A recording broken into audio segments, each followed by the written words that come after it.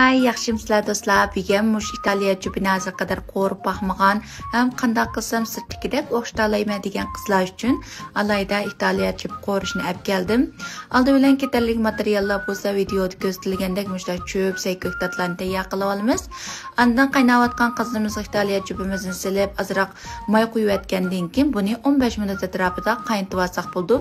Bu oraliqda ketarlik sayko'ktatlarni videoda ko'rsatilgandek musir holatda to'g'rab qilib olamiz.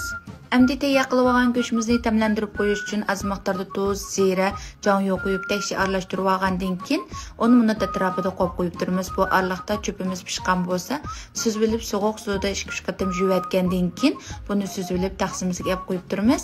Ana qazimiz az miqdorda moy qo'yib go'shtimizni silib, go'shtimizni tasbir qizarg'ich qo'rib olgandan keyin tayyorlab olgan piyozni silib, piyozni bir qo'rib olamiz.